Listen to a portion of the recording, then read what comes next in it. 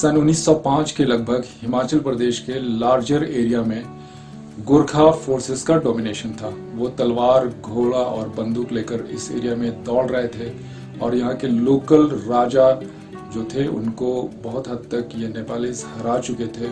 Nepalese forces के commander Amar Singh Thapa अपने 40,000 army man को लेकर इस पूरे एरिया को रौंद रखा था। ब्रिटिश जो भारत के एक बहुत बड़े भूभाग पर कब्जा कर चुकी थी, उनको नेपालीज की एंट्री इंडिया के इस एरिया में कुछ अच्छा नहीं लगा। ब्रिटिश ने 1814 के एंड में नेपालीज फोर्सेस पर एक वार डिक्लेयर कर दिया और 1815 में अक्टूबर में मेजर जनरल डेविड ऑक्टरलोनी, जो पंजाब में ईस्ट इंडिया कंपनी के एजेंट थे, अपनी फोर्सेस लेकर हिमालयन फुट हिल्स पर आए और गोरखा फोर्सेस से भिड़े। ब्रिटिश और गोरखा फोर्सेस के बीच एक सीरीज ऑफ बैटल्स हुई, छोटे बैटल, बड़े बैटल, और systematically Gorkha forces British forces के सामने घुटना टेक दी। नेपालीज फोर्सेस ने ब्रिटिश के साथ एक ट्रीटी साइन किया, उसको कहते हैं पीस ऑफ सगौली, और उसके बाद नेपालीज विड्रॉ कर लिया और ब्रिटिश फोर्सेस की ईस्ट इंडिया कंपनी की हिमालयस में एंट्री हुई। हिमालयस में खास करके हिमाचल के एरिया में बहुत सारे पॉकेट्स ब्रिटिश को अच्छे लगे। उन्होंने कई एरिया को एज मिलिट्री आउटपोस्ट और सैनिटोरियम रिटेन किया, उसको अपने कब्जे में रखा।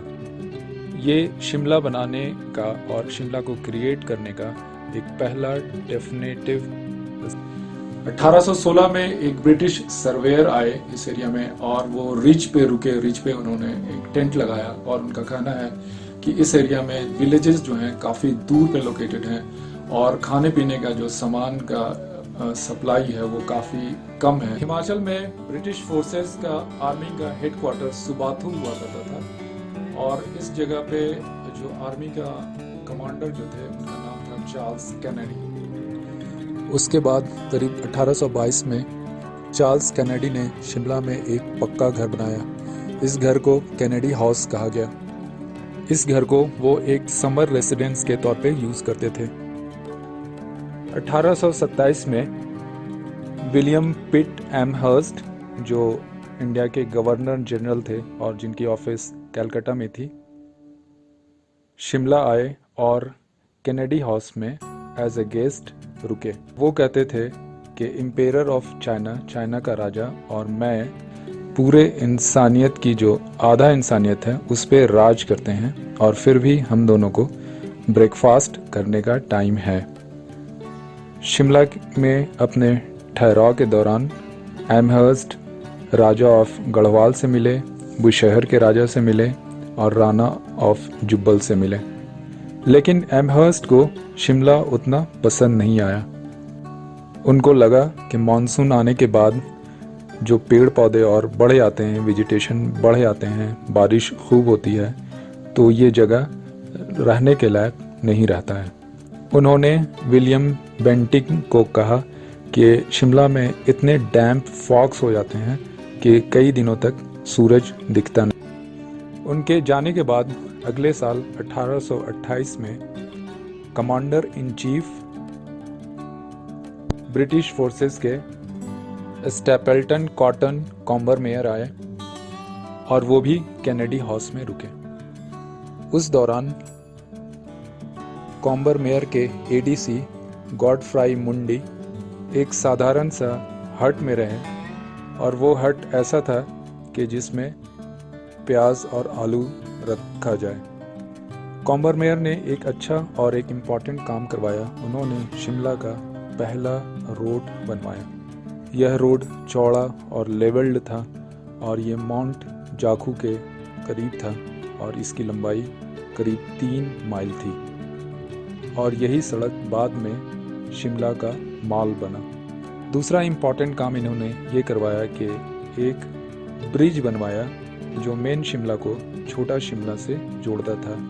ये ब्रिज आज के इंदिरा गांधी स्पोर्ट कॉम्प्लेक्स के पास कंस्ट्रक्ट किया गया था। वहाँ पर इन्होंने एक वाटर टैंक भी बनवाया। इसके बाद 1830 में governor general William Bentinck Shimla आए। उस समय उन्होंने राजा ऑफ कैंथल और राजा ऑफ पटियाला से एक निगोशिएशन किया और करीब 4000 एकड़ ज़मीन एक्वायर किया ब्रिटिश इस्टेब्लिशमेंट को सेटअप करने के लिए शिमला के एरिया में। विलियम बेंटिंक भी आकर चार्ल्स कैनेडी के घर में, जिसको कैनेडी हाउस कहा जाता है, वहाँ रुके। लेकिन उनको लगा कि गवर्नर जनरल के लिए एक अपना घर होना चाहिए। उन्होंने एक पुराना डाक बंगला को डिमोलिश करवाया और वहाँ पर गवर्नर जनरल के लिए एक रेसिडेंस बनवाया। इसको बेंटिंक कासल कहते हैं। ये पहला रेसिडेंस इंडिया के गवर्नर जनरल के लिए था शिमला में। ये बिल्डिंग आज भी शिमला में एग्जिस्ट करती है और ये ग्रैंड होटल के नाम से जाना जाता है। इसके बाद शिमला में जो अगले गवर्नर जनरल आए वो थे जॉर्ज ऑकलैंड।